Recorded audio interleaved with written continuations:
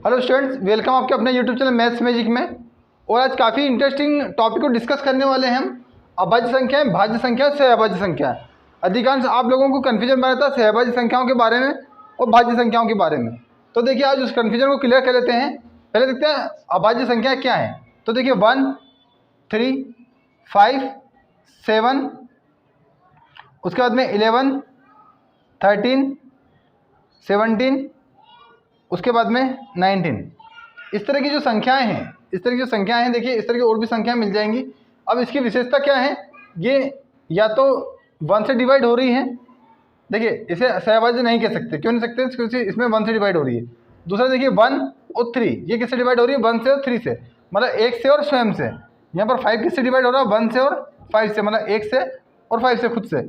यहाँ पर देखिए 1 and 7, 1 and 11, 1 and 13, 1 and 17, 1 and 19। देखिए इन संख्या की विशेषता क्या है, या तो ये स्वयं से विभाजित हो रही हैं या फिर 1 से।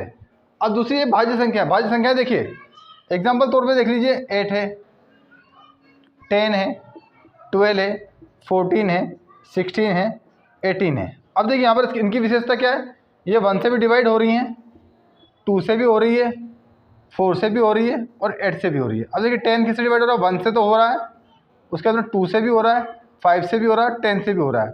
12 किससे हो रहा है, 2 से हो रहा है, 3 से हो रहा है, 6 से हो रहा है, 4 से हो रहा है एंड 12 से हो रहा है। तो इस तरह जिनका स्वयं के अलावा 1 के अलावा अधिक भाज्य के जिनसे ये विभाजित हो जाती हैं। एग्जाम्पल के देखिए 8 किससे डिवाइड हो रही है, 1 से हो रही है, 2 से हो रही है, 4 से हो रही है, 8 से हो रही है। ठीक है, मतलब जिन संख्याओं के 2 से अधिक गुणनखंड हैं वह क्या है, वह भाज्य संख्या है। ठीक है, अब सहअभाज्य संख्याएं क्या है, देखिए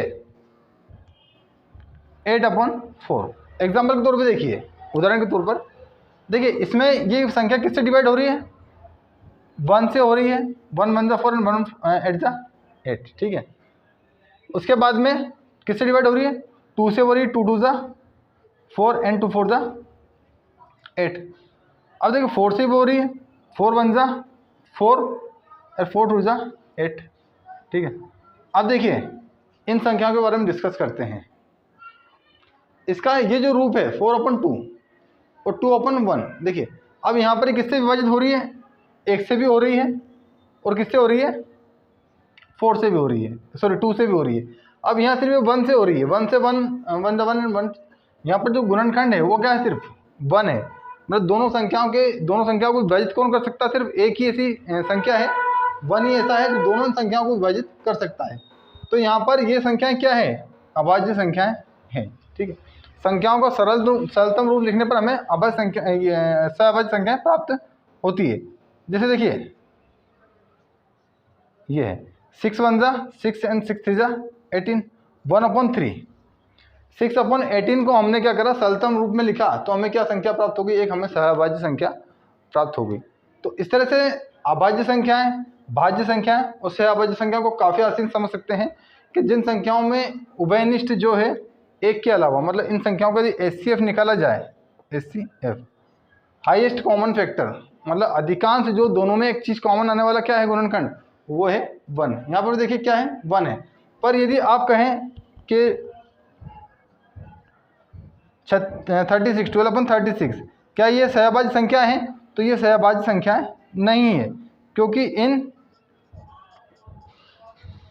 नहीं है। ठीक है, क्योंकि इन संख्याओं में 1 के अलावा भी और भी ऐसे गुणनखंड हैं जिनसे दोनों संख्याएं डिवाइड होती हैं।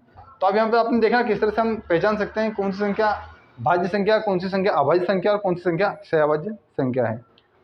तो आज के टॉपिक में इतना ही, मिलते हैं अगले वीडियो में किसी और भी मोर इंटरेस्टिंग टॉपिक के साथ। तब तक के लिए धन्यवाद।